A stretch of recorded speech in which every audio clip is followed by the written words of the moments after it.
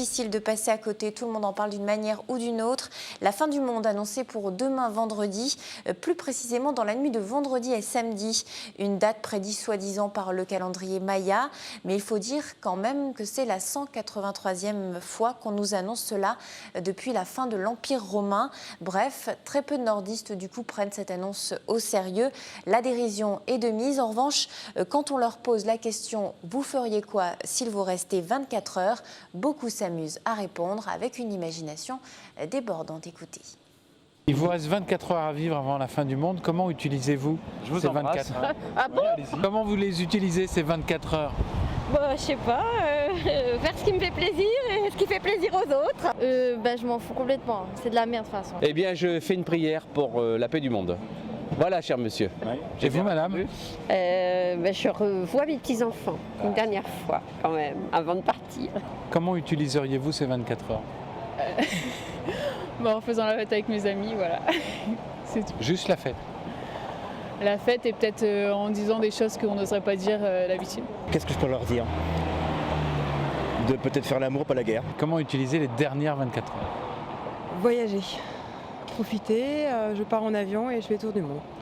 En 24 heures? J'essaye. Rome, Venise, l'Espagne et puis voilà, je reviens. Et j'attends que ça se passe. Comment vous utiliseriez ces 24 heures? En me faisant un bon gueuleton avec un Irish coffee and a lovely gentleman in my bed. Monseigneur Laurent-Lruy, j'ai envie de vous poser quand même la question. Je suppose que vous prenez avec aussi beaucoup de recul cette date du calendrier Maya. Qu'est-ce que vous feriez en revanche si vous restez 24 heures?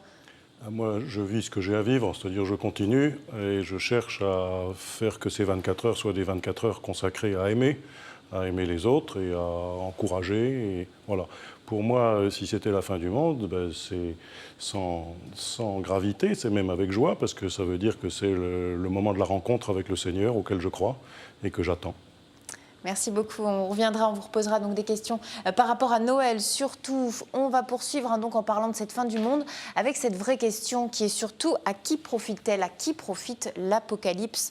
Donc, boîte de nuit, on le sait, on en a déjà parlé, des expos surfent sur la date pour créer l'événement et faire du chiffre.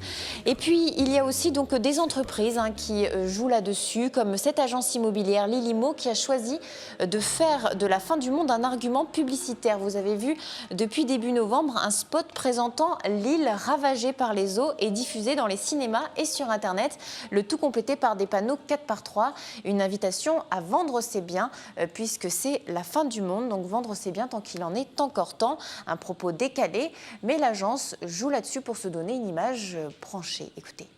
Plutôt que de dire on est les meilleurs, on est les moins chers, on est très bien placés, on a voulu prendre un message un peu décalé pour faire un peu le buzz, quoi, pour que les gens parlent de nous.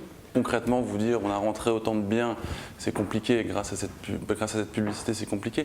Par contre on en parle, c'est vrai que quand on se balade dans la rue, les clients nous en parlent, etc. Je trouve ça en général original et ça plaît.